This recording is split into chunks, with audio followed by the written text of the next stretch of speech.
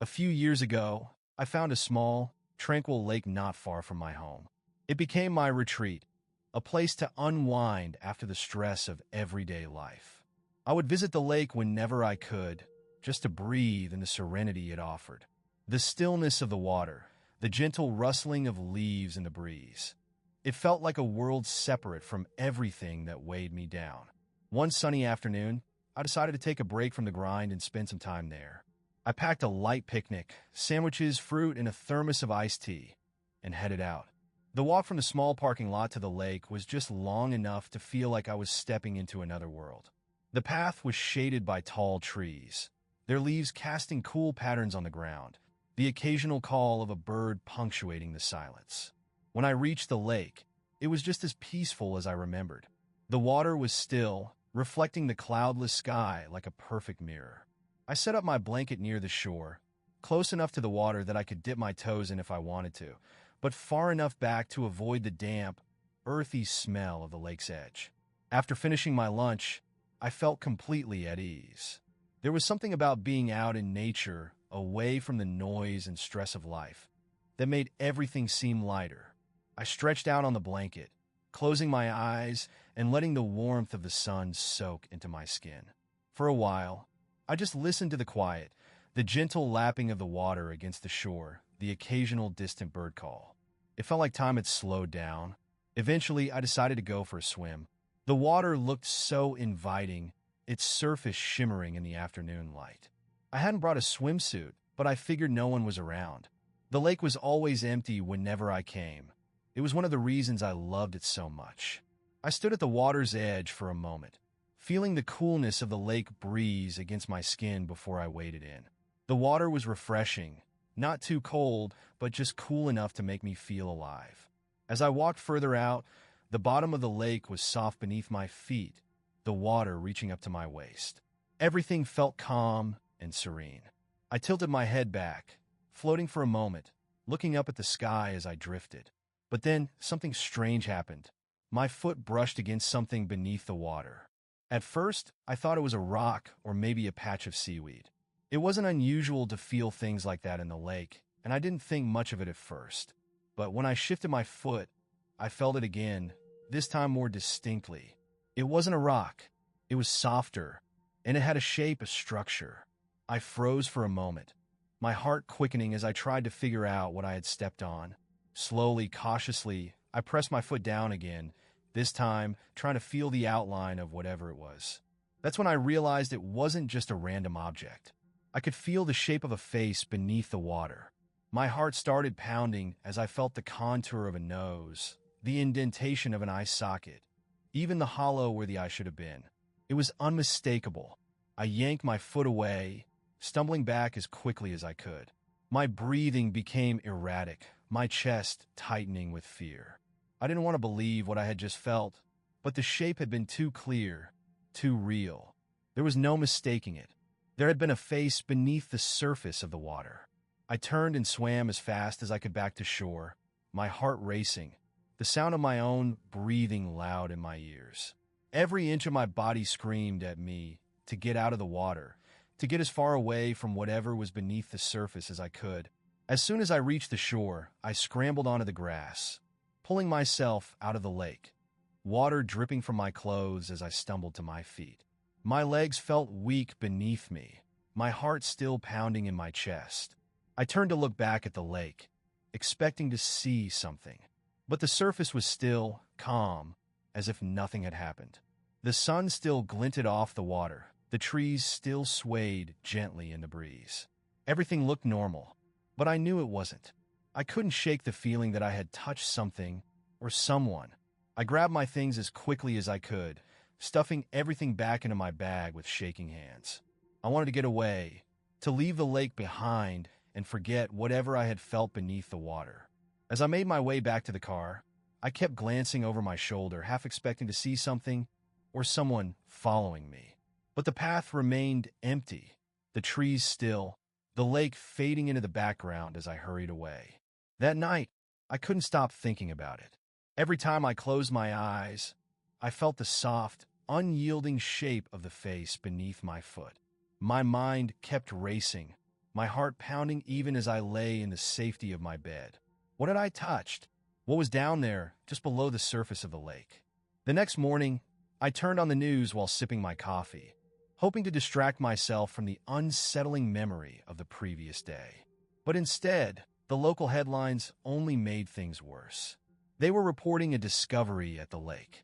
A body had been found just beneath the surface, not far from where I had been swimming. It was the body of a young boy who had been missing for days, his parents searching for him, holding out hope that he would be found alive. But he hadn't been alive.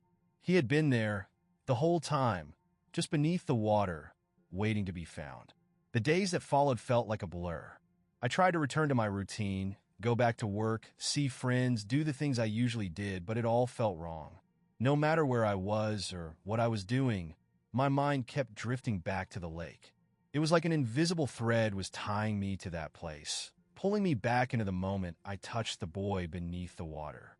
I could still feel the soft, sickening sensation of his face under my foot, and it haunted me constantly. Every time I heard someone mention the lake, even in passing conversation, my heart would start racing again. I kept imagining what might have happened if I hadn't swum away when I did. What if I had stayed longer? Would I have realized sooner what was beneath me? Would I have seen his body floating just below the surface? The thought made my skin crawl. I tried to tell myself that I was just unlucky to have been there that day, that it was a coincidence, but it didn't help. It still felt personal, like the lake had chosen me to reveal its dark secret. A week later, I was flipping through channels on TV, trying to avoid anything that reminded me of water, when the local news caught my attention again. They were giving an update on the boy's case. My stomach clenched as I reached for the remote to turn it off, but something stopped me. I couldn't look away. They had identified him. His name was Jason, and he had only been 10 years old.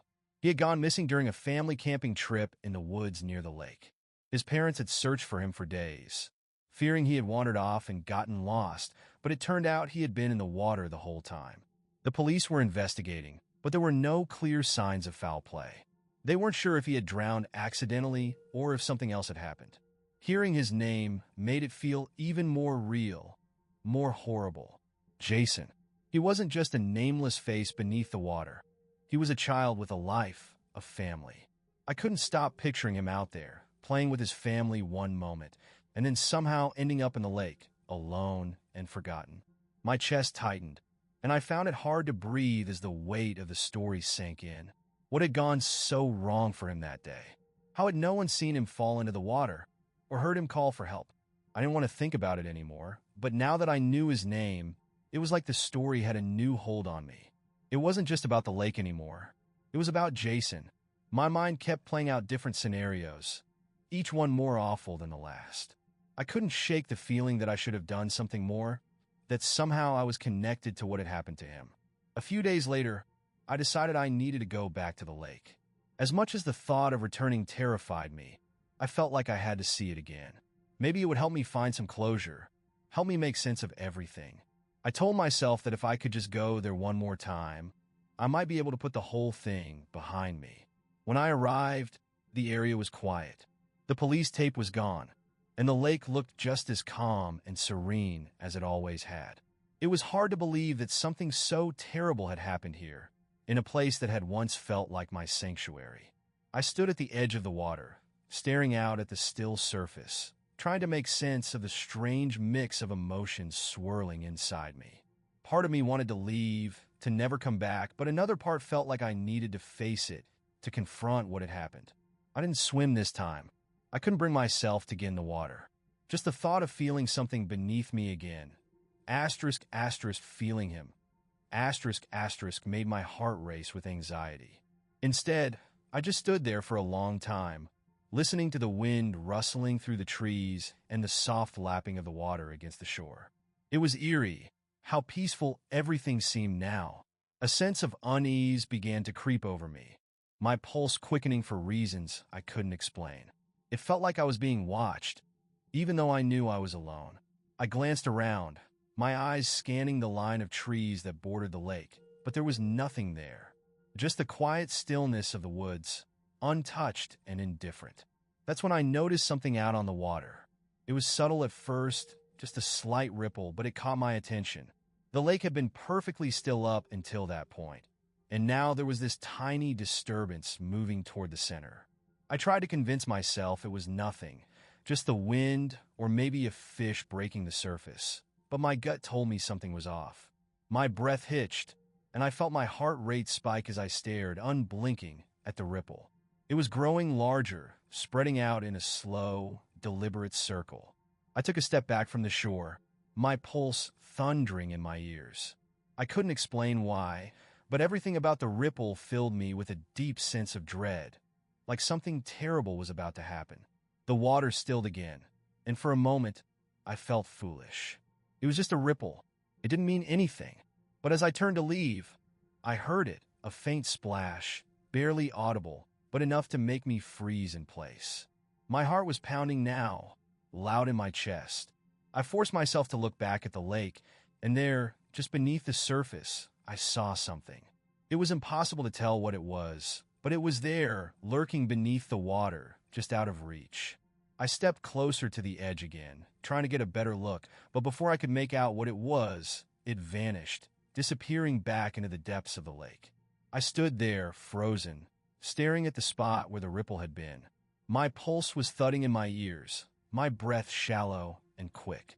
The lake looked calm again, but I couldn't shake the feeling that something was wrong. My mind raced through possibilities, trying to make sense of what I had just seen. Maybe it was just a fish or a stray breeze stirring the water. But deep down, I knew it wasn't that simple. As I turned to leave, the wind picked up, rustling the trees around me. The air suddenly felt cooler, like a cold front was moving in. I glanced up at the sky, expecting to see clouds rolling in, but the sky was still clear, the sun shining. It didn't make sense, this sudden shift in the air. A chill ran down my spine, and I felt an overwhelming urge to leave. It was as if the lake was warning me, telling me to go before something happened. I hurried back toward my car, the gravel crunching under my feet as I made my way up the narrow path. I tried to shake the feeling of being watched, but it clung to me, relentless. My heart was still racing, my mind running wild with thoughts of what could be lurking in that lake. I told myself I was being paranoid, that it was all in my head, but the sense of dread wouldn't go away. Just as I reached my car, I noticed something strange. My backpack, which I had left on the passenger seat, was now on the ground, lying open. My first thought was that I had left it unzipped, but I distinctly remembered closing it before I left. I bent down to pick it up, my hands trembling slightly as I fumbled with the straps. As I zipped it back up, I felt a sudden, sharp pain in my finger. I yanked my hand back, staring at the drop of blood that welled up from a small cut. I quickly wiped it on my pants, my heartbeat quickening. The feeling of unease crept over me again, stronger this time. I glanced around the parking lot. It was empty. I was alone, or at least I thought I was. I threw my backpack into the car and climbed in, slamming the door behind me. As I sat there, trying to steady my breathing, I couldn't shake the sense that something was terribly wrong. I looked at the cut on my finger again, puzzled. I hadn't touched anything sharp. So what had cut me? I was about to start the engine when something caught my eye in the rearview mirror. At first, I thought it was a shadow, maybe just the reflection of the trees swaying in the breeze. But as I looked closer, my blood ran cold. There was someone or something standing at the edge of the woods, just a few yards behind my car. I froze, my hands gripping the steering wheel tightly as I stared at the figure. It was too far away to make out any details, but I could see the outline of a person, motionless, watching me. My heart raced, panic rising in my chest. Who would be out here in the middle of nowhere, just standing there, not moving? I swallowed hard, trying to calm myself down. Maybe it was a hiker, someone passing through. But as I kept my eyes on the mirror, I realized something wasn't right. The figure wasn't moving at all, just standing perfectly still facing my car. I didn't wait to find out more. I turned the key, the engine roaring to life. My hands were shaking as I gripped the wheel and put the car in gear. As I started to pull out of the lot, I couldn't help but glance at the mirror again. The figure was gone. I blinked, my stomach dropping. Had I imagined it? I scanned the woods, but there was no sign of anyone. The parking lot was as empty and quiet as when I had arrived. My heart pounded in my chest as I sped down the narrow road, desperate to put distance between myself and that place. As I drove, the trees blurred past me, the weight of what I had seen pressing down on me like a heavy blanket. I couldn't shake the image of the figure from my mind. Who or what had been standing there? I pulled into my driveway an hour later, my mind still racing.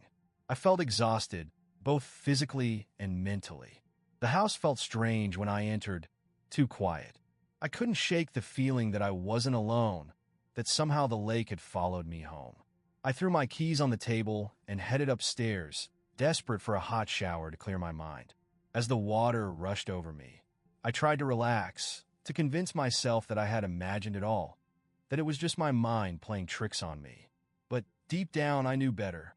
Something had happened at the lake, something I couldn't explain.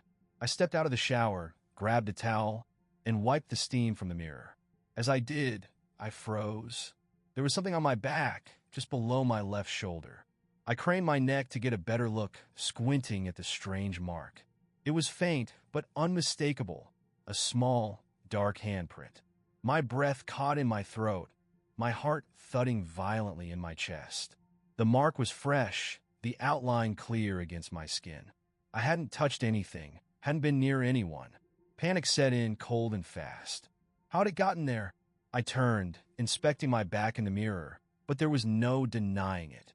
The handprint was real. It was small, too small to be an adult's. A child's hand. My mind reeled, the image of Jason's face beneath the water flashing in my memory. I backed away from the mirror, clutching the towel against my chest. It couldn't be real. It had to be my imagination. But as I stared at my reflection, I knew, deep down, that something had followed me back from the lake. I stared at the mirror for what felt like an eternity, the small handprint still visible on my skin, faint but unmistakable.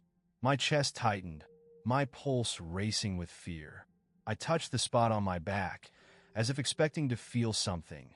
Cold fingers, a lingering presence, but there was nothing. Just the eerie silence of my empty house and the slow drip of water from the shower head. It didn't make sense. How could there be a handprint, a child's handprint, on my back? I hadn't been near anyone since I left the lake, let alone a child. My mind raced, searching for a rational explanation, but none came. The more I thought about it, the more I realized this wasn't something I could explain away. Something had followed me home. I pulled on a shirt, feeling a cold sweat creeping down my spine. I couldn't stay in the house, not with this looming over me. I needed answers. I grabbed my phone and sat down on the edge of my bed, fingers trembling as I scrolled through local news articles. I typed in lake drowning, hoping to find more details about Jason, but the search didn't bring up anything new. But then, buried deep in an article from a few years ago, I saw something that made my heart stop. It was a small mention, a few lines at the bottom of a story about another drowning at the lake. A girl, 7 years old, who had gone missing while playing near the water. Her body had been found days later, not far from where they had found Jason.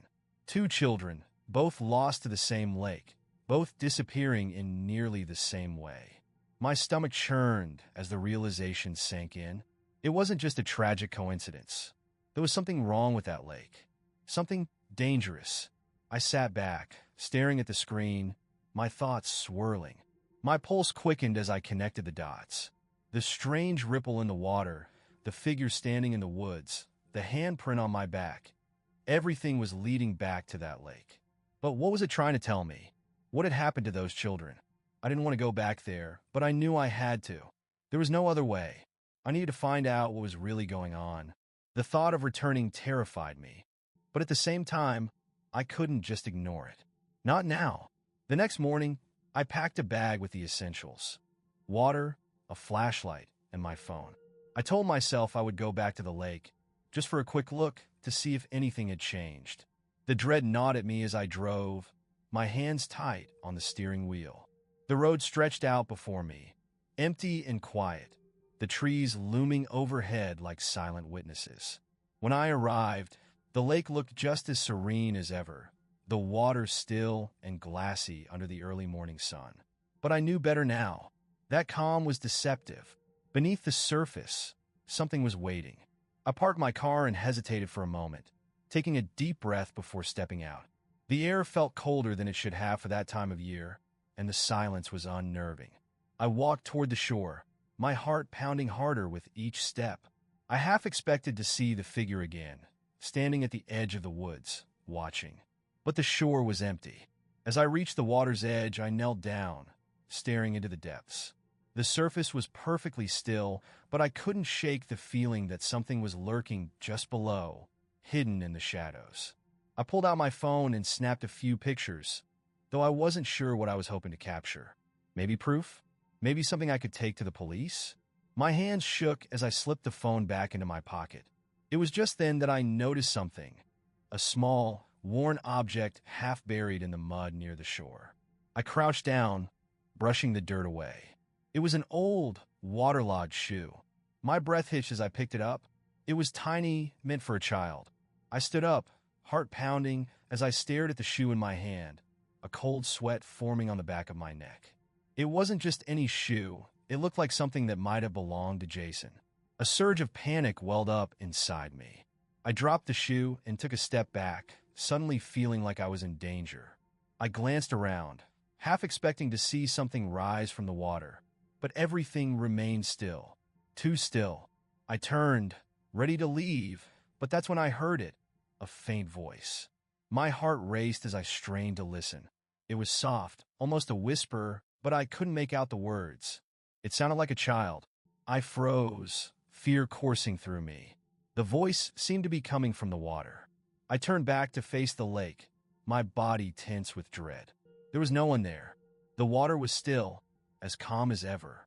But the voice, I could still hear it, distant and chilling, calling out to me. I took a step closer, my hands trembling.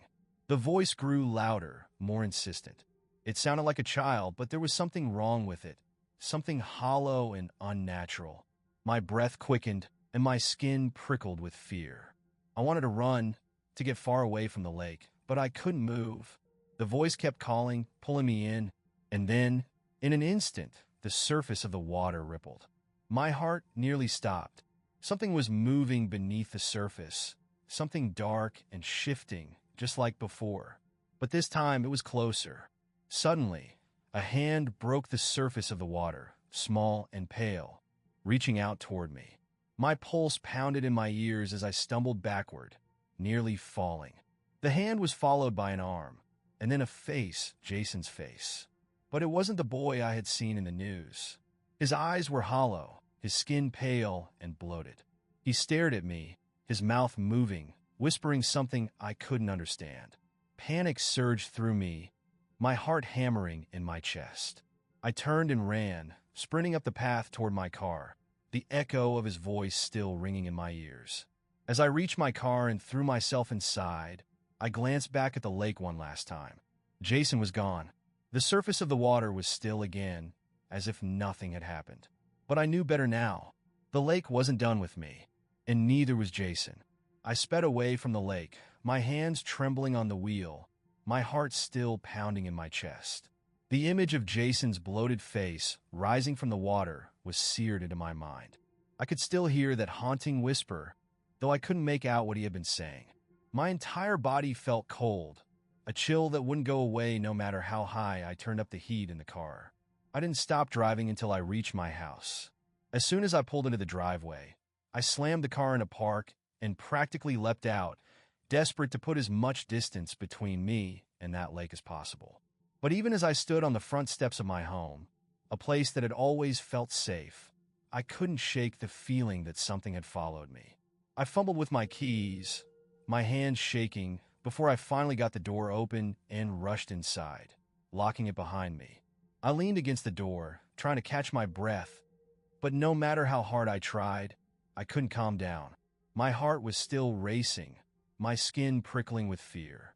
I could feel Jason's presence, like a shadow clinging to me. I didn't know what to do. There was no one I could call, no way to explain what I had just seen without sounding insane.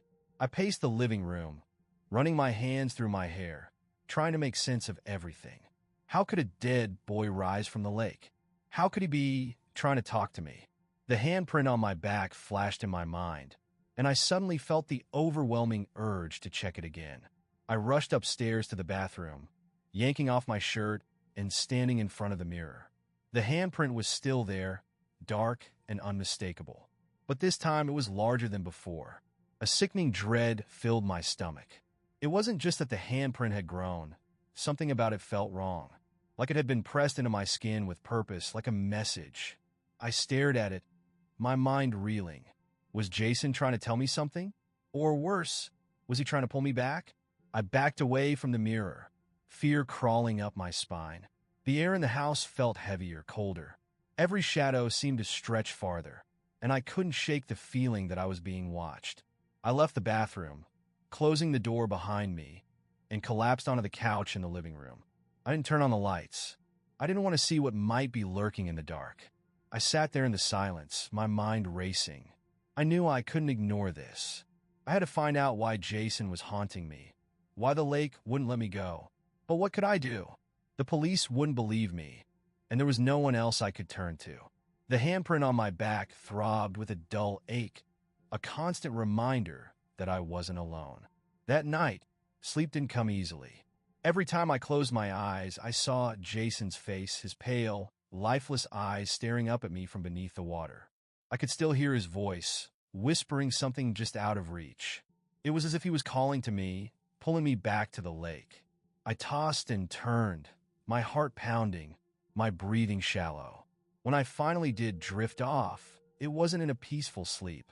I found myself standing at the edge of the lake again, the water calm and still. The sun was setting, casting an eerie red glow across the surface. I felt a cold wind on my skin, but the trees around me were still. I was alone, but I knew Jason was there, somewhere beneath the surface. I took a step toward the water, my feet sinking into the soft mud at the shore. My heart raced, my body filled with a strange mixture of dread and curiosity. I didn't want to go any closer, but something was pulling me in, urging me forward. I took another step, and then another, until the water lapped at my feet. Suddenly, the surface of the lake began to ripple. My breath hitched as I watched the water swirl in front of me, forming a dark, churning circle. I stepped back, fear gripping my chest, but before I could move farther, something grabbed my ankle. I looked down in horror as a pale, bloated hand reached out from the water, wrapping tightly around my leg. I screamed, trying to pull away, but the hand held firm, dragging me toward the water. I struggled, digging my heels into the mud, but it was no use. I was being pulled under. The water rose around me, cold and suffocating. I could feel it closing in, the weight of the lake pressing down on me. As my head dipped below the surface, I opened my mouth to scream, but the water filled my lungs, choking me. I could see Jason's face beneath the water, his hollow eyes staring at me, his mouth moving in that same silent whisper. He was pulling me down, deeper and deeper into the darkness. Just as I thought I would drown, I jolted awake, gasping for breath. My heart was racing, my body drenched in sweat. The room was dark, but I could feel the cold air around me, the oppressive weight of the dream still hanging over me. It had felt so real, too real. I stumbled out of bed, still shaking from the nightmare, and flicked on the light. My reflection stared back at me from the mirror, pale and wide-eyed. I pulled off my shirt again, dreading what I might see. The handprint on my back was gone. I stood there, staring at my reflection, my mind spinning. The mark that had been there for days, growing larger, was now completely gone. It didn't make any sense. I touched my back, feeling the smooth skin where the handprint had been. It was as if it had never existed. But just as relief began to wash over me, I heard it, a soft whisper. I froze, my breath catching in my throat. The whisper was coming from the other room. It was faint, almost like the sound of wind moving through the trees, but it was unmistakable. I slowly turned toward the door, dread pooling in my stomach. The whisper grew louder, more insistent. I couldn't make out the words, but I knew who it was. Jason. I stepped into the hallway, the house eerily quiet except for that whisper, calling me. It seemed to be coming from downstairs. My pulse quickened as I slowly descended the stairs, each step echoing through the silence. And that's when I saw it.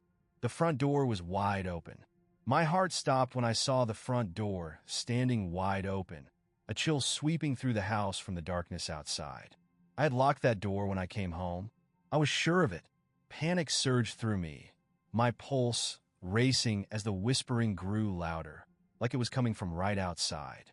I stood at the top of the stairs, frozen, staring at the door. Every instinct screamed at me to close it, to lock it, to keep whatever was outside from getting in. But I couldn't move. The air felt thick, heavy, as if the house itself was pressing down on me. And the whisper, it was unmistakable now, coming from somewhere just beyond the door, just out of sight. I finally forced my legs to move, stepping cautiously down the last few stairs. My breathing was shallow, every muscle in my body tense with dread. I approached the door slowly, my eyes scanning the shadows outside, but there was nothing there, at least not that I could see. I reached for the doorknob, intending to shut it, but just as my fingers brushed the cold metal, I heard it. A faint shuffling sound. Someone, or something, was moving just beyond the reach of the porch light. My heart pounded in my chest, and I took a step back, my eyes wide, searching the darkness. The whispering grew louder, more urgent, and then I saw it, a figure standing at the edge of the yard, just barely visible in the shadows. My breath caught in my throat. It was the same figure I had seen near the lake. Tall, dark, motionless. But this time, it wasn't alone. Behind the figure, another shape emerged from the darkness. Smaller, pale, a child. Jason. A cold wave of terror washed over me. Jason stood there, his hollow eyes fixed on me, his mouth moving as if he were trying to speak. But the words were lost, swallowed by the wind. His face was just as I had seen it in the lake, bloated, waterlogged, his skin pale and translucent. I stumbled back, barely able to breathe. This wasn't happening. This couldn't be real. Suddenly, the whispering stopped. The air went still, and for a moment, there was nothing but silence. A silence so heavy it pressed down on me, suffocating. And then Jason took a step forward. My heart leaped into my throat as he moved toward the house, slow and deliberate. His eyes never left mine, his expression empty, devoid of life. I tried to move, but my legs felt like they were stuck in place, frozen with fear. He was getting closer. As Jason reached the porch, the figure behind him, the taller, darker one, remained motionless, watching from the shadows. I could feel its gaze on me, cold and menacing, like it was waiting for something. Jason stopped at the threshold of the door, standing just outside the frame. His pale, lifeless hand slowly reached out, as if inviting me to come closer. That's when I heard it again, a faint whisper, this time from inside the house, directly behind me. I spun around, my heart racing, and that's when I saw her. A little girl standing in a hallway. She was drenched, her hair matted to her head, her clothes soaked through. Her eyes were wide and terrified, her tiny body shivering as she stared at me. But she wasn't like Jason. She was different, alive. "Help me," she whispered, her voice barely audible. I froze, my mind reeling. This wasn't Jason. This wasn't the boy from the lake. This was someone else, someone who needed help. But how? How was she here? Who was she? I stepped toward her, my legs trembling, my throat dry. My heart pounded in my ears as I reached out a hand, unsure of what to do. Before I could speak, the front door slammed shut behind me with a deafening bang. I jumped, spinning around to face it, but Jason was gone. The figure in the yard gone, the whispering gone, but the little girl was still there, her wide, frightened eyes fixed on me. What's your name?" I stammered, my voice barely a whisper. She didn't answer. She just stood there, shivering, her eyes pleading with me, her small hands gripping the soaked hem of her dress. My breath came in short, panic bursts. I had to do something. I had to help her. But the fear gripping my chest made it impossible to think clearly. Suddenly, the lights in the house flickered. The shadows in the corners seemed to stretch and twist, creeping closer. The air grew colder, and I could feel it the presence of something or someone. Something dark, something wrong. I turned to the little girl, panic rising in my chest. "We need to get out of here," I whispered, reaching for her hand. But she didn't move. She just stood there, her wide eyes locked on something behind me, her face twisted with fear. I turned slowly, my heart in my throat, and saw what had terrified her. At the far end of the hallway, standing in the doorway to the living room, was the tall, dark figure from the yard. But now, I could see it more clearly. It wasn't just a shadow. It was a man, a tall, gaunt man, his face hidden beneath the hood of a long, dark coat. His eyes, cold and empty, stared at me from the depths of the hood, his mouth twisted into a sickening grin. My blood ran cold. I took a step back, pulling the little girl behind me. The figure didn't move, but the air around him seemed to pulse with a malevolent energy, like the very darkness of the house was bending toward him. "We need to go," I whispered, my voice shaking. But the girl still didn't move. Her eyes were locked on the figure, her body trembling with fear. And then, without warning, the figure raised a hand, pointing directly at me. His grin widened, twisted with something dark, something inhuman. The whispering started again, louder this time, filling the hallway, echoing in my ears. I couldn't breathe. I couldn't move. It felt like the walls were closing in on me, the air thick with terror. But then, in a voice so small I barely heard it, the little girl whispered, "He's coming for you." Before I could react, the lights went out. The house was plunged into darkness. The lights flickered out, plunging the house into complete darkness. I stood frozen, my breath catching in my throat. The only sound was the deafening silence that followed the snap of the power cutting out. The darkness felt thick and suffocating, wrapping around me like a weight I couldn't escape. "Hello." My voice was shaky, barely a whisper, as I reached out, hoping to find the little girl still beside me. My hand met empty air. She was gone. Panic surged through me, my heart pounding violently in my chest. I took a few shaky steps forward, my hands outstretched, searching for anything, something, to hold on to ground me in this overwhelming darkness. But it was like the hallway had expanded into some endless void, swallowing me whole. Every inch of the house that had felt familiar now felt foreign, hostile. The air shifted, growing colder. I could feel the presence of something close by, something watching, and then I heard a soft shuffling sound behind me. My pulse spiked, and I spun around, trying to see through the oppressive blackness. Nothing. The house was silent, still, as if it were holding its breath. But I knew I wasn't alone. Something was there. I could feel it. "Is someone there?" I called out, my voice trembling. And then I heard it, that same soft, whispering voice, coming from behind me again. "He's here." I whipped around, my hands fumbling for anything solid. But it was like the walls themselves had disappeared. The voice was closer now, too close. Without warning, I felt a cold breath against my neck. I jerked forward, stumbling over my own feet in terror. My chest tightened, my breath coming in ragged gasps. There was nothing to see, but I could feel it, the presence lingering right behind me, just out of reach. I bolted down the hallway, nearly tripping as I ran, desperate to escape whatever was hunting me. But as I reached the end of the hallway, something strange happened. The darkness ahead of me shimmered. For a split second, I thought I was imagining it, a trick of the mind, a hallucination brought on by fear. But then I saw it clearly. The shadows twisted, forming shapes, bending into something human. My heart dropped.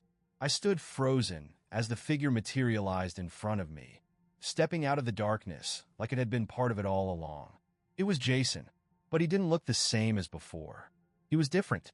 His eyes weren't hollow this time. They were full of emotion, full of fear. His small hands were reaching toward me, but not in anger. It was as though he was trying to warn me. "Please," he whispered, his voice trembling. "Help me." Before I could respond, I heard a loud crash from behind me. The whole house seemed to shake, and I instinctively ducked, throwing my arms over my head. The air grew colder, and the whispering voices returned, louder, swirling around me like a cyclone of fear. I scrambled to my feet, breathing hard, but as I turned to face Jason again, he was gone. Everything fell silent. The air went still, the whispers ceased. But I didn't feel relief. Something worse was coming. I could sense it. And then, out of the corner of my eye, I saw movement. I spun around, and that's when I saw her, the little girl. But this time, she wasn't wet, and she wasn't shivering.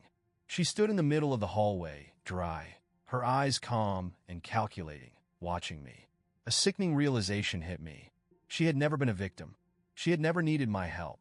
Her lips twisted into a slow, cold smile. "Did you really think you could run from me?" she asked, her voice low and steady, far more menacing than the terrified whisper from before. My stomach twisted with dread. This wasn't a child at all. This was something else, something much older, much darker, wearing the face of a child to lure me in. I took a step back, but she moved forward, her dark eyes glinting with malice. The air grew thick with an oppressive energy, something I couldn't fight or escape. I had been wrong from the beginning. Jason hadn't been trying to harm me. He had been trying to protect me. From her. "You're the one," I whispered, my voice shaking as I backed away. "You're the one who took him." She grinned wider, and in that moment, her face began to change. The innocent features of the little girl melted away, replaced by something far more sinister. Her eyes turned black, her skin pale and cracked like porcelain. She was no longer human, if she ever had been. "They're mine," she hissed, her voice echoing through the house like a dark wind. "And now you are, too." The floor beneath me shifted, and I felt myself stumbling, the world tilting. My vision blurred as the walls seemed to bend and stretch around me, the house warping into some twisted nightmare. I tried to fight it, to move, to run, but the ground was slipping out from under me, and that whisper, her whisper, filled my mind. Suddenly, everything went still. The floor stopped shifting, the walls were no longer twisting. I was standing back in the hallway, the house quiet and normal again, as if nothing had ever happened. But something had changed. The front door was wide open once more, the night outside beckoning me. I felt an overwhelming urge to step through it, like something was pulling me toward the dark, empty street beyond. And that's when I saw him. Jason, standing just outside the door, watching me. But this time, he wasn't alone. Behind him, I could see others, more children, their faces pale, their eyes hollow, their expressions frozen in fear. They were all standing there, waiting, trapped in the darkness. "Help us," Jason whispered, his voice barely audible over the wind. And then I understood. The lake, the children, it had all been a trap. The little girl had been hunting them, taking them, and now she had set her sights on me. But the lake wasn't hers alone. It was theirs. It was where they were trapped, where they had been waiting for someone to save them. I could hear her behind me now, the weight of her presence filling the room. But instead of running, I turned to face her. "I'm not yours," I said, my voice steadier than I expected. "I'm going to end this." Her eyes widened in shock, her twisted face contorting in fury. But before she could move, I stepped forward, toward the door, toward Jason and the others. The cold air hit me as I crossed the threshold, but I didn't stop. I walked out into the night, with her scream echoing in the distance, and the children followed. The cold air outside wrapped around me like a shroud, but I kept walking, my steps slow and deliberate. Jason and the other children followed closely, their pale faces barely visible in the dim light of the porch. I could feel the weight of their eyes on me, silently pleading for release, for some kind of salvation. But I didn't know how to help them. I didn't know if I could. Behind me, the house stood eerily still, but I could feel her presence lingering just beyond the doorway. The little girl, or whatever she had become, was watching, waiting. Her fury hung in the air like a storm that hadn't yet broken. I reached the end of the driveway, my legs trembling beneath me. The road ahead was dark and empty, stretching out into the night like a void. Jason stopped beside me, his small hand reaching out to touch my arm, his grip light but insistent. I looked down at him, and for the first time, I saw something in his eyes, fear, yes, but also hope. "What now?" I whispered, though I wasn't sure if I was asking him or myself. He didn't answer. His eyes shifted, staring past me, back toward the house. The other children stood behind him, motionless, their hollow gazes fixed on something I couldn't see. It was as if they were waiting for a signal, waiting for the next move. I turned around, my heart thudding painfully in my chest, and that's when I saw her. She stood in the doorway, her dark figure barely visible against the blackness of the house. But I knew she was there, watching me, waiting for me to make a mistake. The wind picked up, carrying with it the faint sound of her whisper, soft, menacing, and full of malice. "You can't save them," she hissed, her voice barely audible but echoing through my mind like a threat. "They belong to me." My breath hitched in my throat. The weight of her words crushed me, and for a moment, I believed her. How could I possibly save these children? I didn't even understand what was happening. I was just as trapped as they were. Jason tugged on my sleeve, pulling me from my thoughts. His wide, fearful eyes met mine, and I knew I couldn't turn back now. I had come this far. I had to try. "We need to go," I whispered, more to myself than to him. But where? The lake? That place had been the source of all this. But it also felt like the only place where anything could be undone. I took a deep breath and nodded. The lake. I had to go back to the lake. Maybe that's where she had taken them all, where she had bound them. It was the only answer I could grasp, the only thing that made sense in the madness. I turned to Jason and the others. "Follow me," I whispered, though I wasn't sure they could. Could they leave this place? Could they leave her? But they didn't hesitate. One by one, the children stepped forward, silent and ghostly, following me toward the road that led back to the lake. I walked, Jason beside me, the other children behind. The road was long, and the night seemed endless. The wind picked up, howling through the trees, and every so often, I could hear that whisper, soft and mocking, echoing on the breeze. "You can't run. You can't hide." But I didn't stop. I kept walking. The lake appeared in the distance, its surface still and dark under the moonlight. It looked just as it had the first time I'd seen it, calm, peaceful, like a mirror reflecting the night sky. But I knew what lay beneath its surface now. I knew the darkness that waited there. As we neared the edge of the water, I could feel the weight of the children behind me, their presence cold and heavy. The lake loomed before us, vast and silent, and I realized I had no idea what to do next. How was I supposed to break this hold? How was I supposed to free them? Jason stepped forward, his eyes fixed on the water. He didn't say anything, but the look on his face told me he knew something I didn't. He was waiting for something to happen. And then, out of nowhere, the water rippled. I froze. My heart pounded in my chest as I watched the lake, the ripples spreading out across the surface in slow, deliberate waves. It was as if something beneath the water was waking up.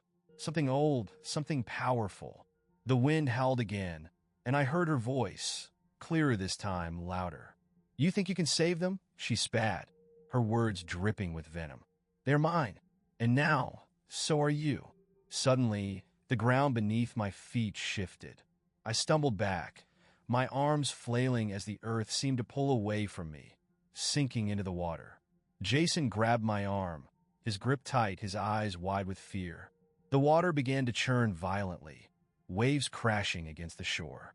The wind screamed in my ears, and I could feel her presence growing stronger, more oppressive.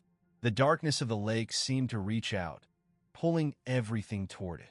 I backed away, panic rising in my chest. The children stood at the water's edge, their faces expressionless, their eyes wide and empty. I realized too late that I had led them back to her. Jason tugged on my arm, pulling me toward the water. His eyes, filled with fear and desperation, seemed to plead with me, but I didn't understand. I couldn't understand what he wanted me to do. My mind raced, searching for a way out, but the world around me was collapsing into chaos. The lake roared, its dark waters surging forward, swallowing the shore.